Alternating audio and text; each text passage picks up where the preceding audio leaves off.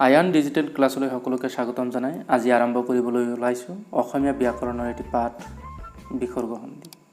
ইয়াৰ আগৰ খণ্ডটিত সন্ধি কাক বোলে, ই কেই প্ৰকাৰ আৰু কি এই সম্পৰ্কে আলোচনা কৰা হৈছে। এই খণ্ডটিত বিসৰ্গ সন্ধি কাক বোলে ইয়াৰ কিছুমান নিয়মসমূহ আলোচনা কৰা হ'ব। এতিয়া আহিছোঁ বিসৰ্গ সন্ধি কাক বোলে। বিসৰ্গৰ লগত স্বৰবৰ্ণ বা ব্যঞ্জন বৰ্ণ সন্ধি হোৱাকে বিসৰ্গ সন্ধি বোলে। উদাহৰণ হিচাপে নম যোগ কাৰ সমান নমস্কাৰ। ইয়াতে বিসৰ্গৰ পিছত ব্যঞ্জন বৰ্ণ আছে, অৰ্থাৎ বিসৰ্গৰ লগত ব্যঞ্জন বৰ্ণৰ সন্ধি হৈছে। দু যোগ গতি সমান দুৰ্গতি। ইয়াতে বিসৰ্গৰ পিছত গটো ব্যঞ্জন বৰ্ণ, অৰ্থাৎ বিসৰ্গৰ লগত ব্যঞ্জন বৰ্ণৰ সন্ধি হৈছে। বিসৰ্গ দুই প্ৰকাৰ, ৰজাত আৰু সজাত। ৰজাত বিসৰ্গ হৈছে ৰৰ পৰা হোৱা বিসৰ্গক ৰজাত বিসৰ্গ বুলি কোৱা হয়। যেনে পুনৰ সমান পুন, অৰ্থাৎ এই পুনৰ শব্দটোৰ ৰৰ ঠাইত বিসৰ্গ হৈছে। ঠিক তেনেকৈ নিৰ সমান নি, অৰ্থাৎ ৰৰ ঠাইত বিসৰ্গ হৈছে। সেইকাৰণে ইয়াক ৰজাত বিসৰ্গ বুলি কোৱা হয়। এতিয়া আহিছোঁ সজাত বিসৰ্গ। হৰ পৰা হোৱা বিসৰ্গক সজাত বিসৰ্গ বুলি কোৱা হয়। যেনে মন সমান মন। ইয়াতে দেন্তা হৰ ঠাইত বিসৰ্গ হৈছে, সেইকাৰণে হৰ পৰা হোৱা বিসৰ্গ বুলি কোৱা হয়। বিসৰ্গ সন্ধিৰ কিছুমান নিয়ম। প্ৰথম নিয়ম, বিসৰ্গৰ পাছত যদি চ বা ছ থাকে বিসৰ্গৰ ঠাইত তালিব্য হয়। উদাহৰণ হিচাপে নি যোগ ছয় সমান নিশ্চয়। ইয়াতে বিসৰ্গৰ পাছত চ আছে, সেইকাৰণে তালিব্য হৈছে, অৰ্থাৎ বিসৰ্গৰ ঠাইত তালিব্য হৈছে। এতিয়া আহিছোঁ দ্বিতীয় নম্বৰ নিয়মলৈ। ত বা ঠ বিসৰ্গৰ পাছত থাকিলে বিসৰ্গৰ ঠাইত মদিনা খ হয়। যেনে নি যোগ থুৰ সমান নিষ্ঠুৰ। ইয়াতে বিসৰ্গৰ পাছত ঠ আছে, সেইকাৰণে ইয়াতে বিসৰ্গৰ ঠাইত মদিনা খ হৈছে। ইয়াতে নিষ্ঠৰ আছে, কিন্তু তোমালোকে হুচুকাটো দি ল'বা। টাইপ কৰোঁতে হুচুকাটো উঠা নাই, তোমালোকে দি ল'বা। ধনু যোগ টংকাৰ সমান ধনুষ টংকাৰ। ইয়াতে বিসৰ্গৰ পাছত ট আছে, সেইকাৰণে বিসৰ্গৰ ঠাইত মদিনা খ হৈছে। এতিয়া আহিছোঁ তৃতীয় নম্বৰ নিয়মলৈ। বিসৰ্গৰ পাছত ত বা থ থাকিলে বিসৰ্গৰ ঠাইত দেন্তা হ হয় বা হ বহিব। যেনে নি যোগ তেজ সমান নিস্তেজ। ইয়াতে বিসৰ্গৰ পিছত ত আছে, সেইকাৰণে বিসৰ্গৰ ঠাইত দেন্তা হ হৈছে। নি যোগ তাৰ সমান নিস্তাৰ। ইয়াতেও বিসৰ্গৰ পিছত ত আছে কাৰণে দেন্তা হ হৈছে। ঠিক তেনেকৈ মন যোগ ত সমান মনস্থ। দু যোগ তৰ সমান দুৰস্তৰ। মন যোগ তাপ সমান মনস্তাপ। এতিয়া আহিছোঁ চতুৰ্থ নিয়মলৈ।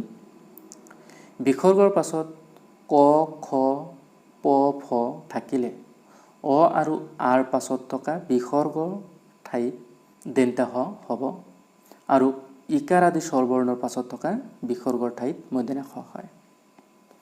যেনে পুৰ যোগ কাৰ সমান পুৰস্কাৰ। বিসৰ্গৰ পাছত ইয়াতে ক আছে, সেইকাৰণে বিসৰ্গৰ ঠাইত দেন্তা হ হৈছে। নি যোগ পাপ সমান নিষ্পাপ। ইয়াতে বিসৰ্গৰ পাছত প আছে আৰু দেন্তা নত হ্ৰস্বইকাৰ আছে, সেইকাৰণে বিসৰ্গৰ ঠাইত মদিনা খ হৈছে। বন যোগ পতি সমান বনস্পতি। ইয়াতে বিসৰ্গৰ পাছত প আছে, সেইকাৰণে দেন্তা হ হৈছে। নম যোগ কাৰ সমান নমস্কাৰ। তীৰ যোগ কাৰ সমান তিৰস্কাৰ। বাচ যোগ পতি সমান বাচপতি। ভা যোগ কৰ সমান ভাস্কৰ। ইয়াতে বিসৰ্গৰ পাছত ক আছে, সেইকাৰণে বিসৰ্গৰ ঠাইত দেন্তা হ হৈছে। দু যোগ কৰ সমান দুষ্কৰ। ইয়াতো বিসৰ্গৰ পাছত ক আছে কাৰণে দেন্তা হ হৈছে। দু যোগ প্ৰাপ্য সমান দুষ্প্ৰাপ্য। ইয়াতেও বিসৰ্গৰ পাছত প আছে আৰু সেইকাৰণে ইয়াতে বিসৰ্গৰ ঠাইত দেন্তা হ হৈছে। নি যোগ কলংক সমান নিষ্কলংক। ইয়াতে নি আছে অৰ্থাৎ হস্যইকাৰ আছে আৰু তাৰ পিছত বিসৰ্গ আছে আৰু বিসৰ্গৰ পাছত ক আছে, সেইকাৰণে ইয়াতে মূৰ্ধন্য খ যুক্ত হৈছে। আবিযোগকাৰ সমান আবিষ্কাৰ। ইয়াতেও হস্যইকাৰৰ পিছত বিসৰ্গ আছে আৰু বিসৰ্গৰ পাছত ক আছে কাৰণে মূৰ্ধন্য খ যুক্ত হৈছে, অৰ্থাৎ বিসৰ্গৰ ঠাইত মূৰ্ধন্য খ হৈছে। বহিযোগকাৰ সমান বহিষ্কাৰ।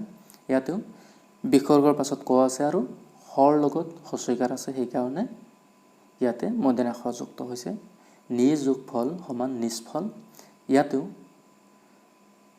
হস্যইকাৰৰ পিছত বিসৰ্গ আৰু বিসৰ্গৰ পাছত ফ আছে, সেইকাৰণে মূৰ্ধন্য খ হৈছে। এতিয়া আহিছোঁ 5 নম্বৰ নিয়মলৈ।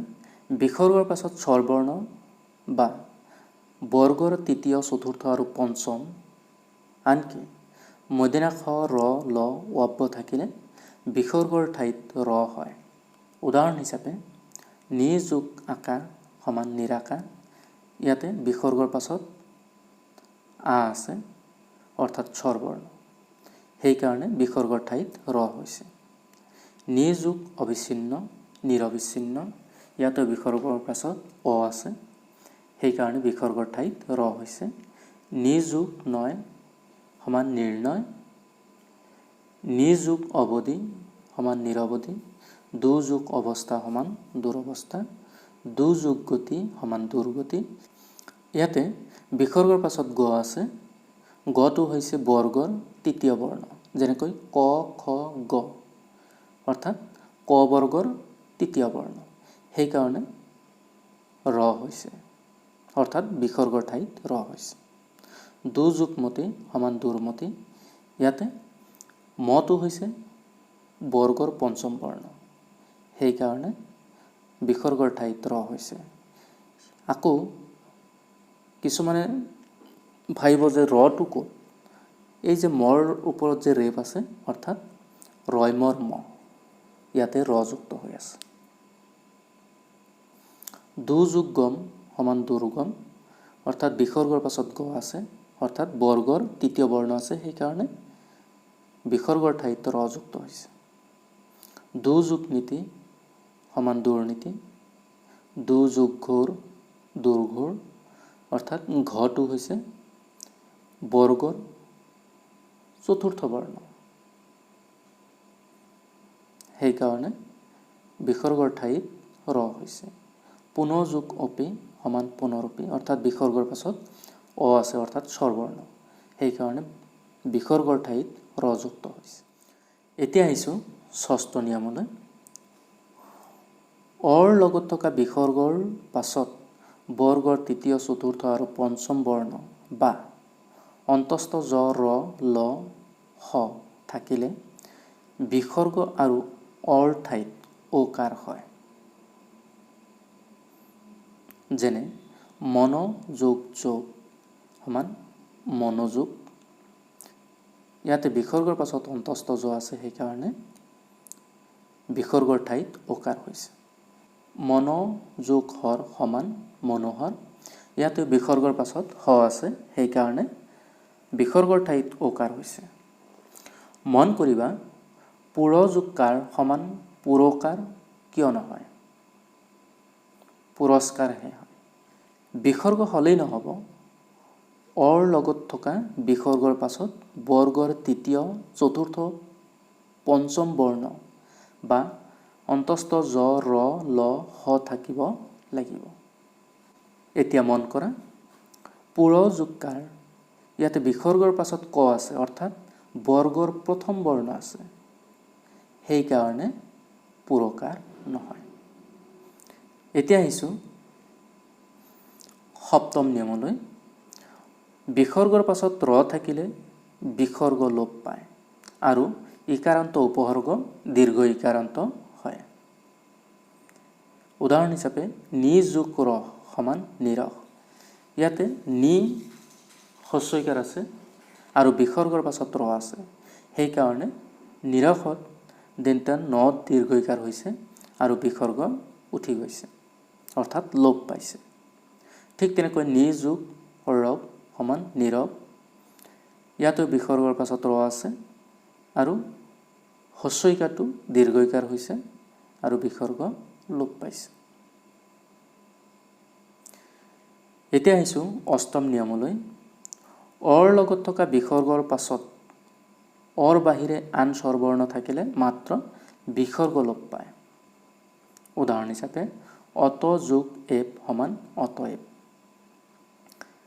ইয়াতে অত অৰ্থাৎ অৰ পাছত বিসৰ্গ আছে আৰু বিসৰ্গৰ পাছত এ আছে অৰ্থাৎ অৰ বাহিৰে বেলেগ স্বৰবৰ্ণ, সেইকাৰণে বিসৰ্গটো কেৱল লোপ পাইছে।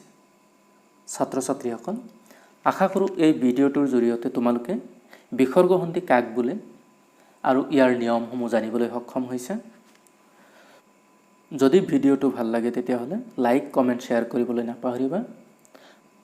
যদি এই চেনেলটো ছাবস্ক্ৰাইব কৰা নাই তেতিয়াহ'লে ছাবস্ক্ৰাইব কৰি ল'বা আৰু বেল আইকনটো টিপি দিবা, যাতে এনেকুৱা ধৰণৰ ভিডিঅ' আপলোড দিয়াৰ লগে লগে ন'টিফিকেশ্যনসমূহ তোমালোকে পাই যোৱা।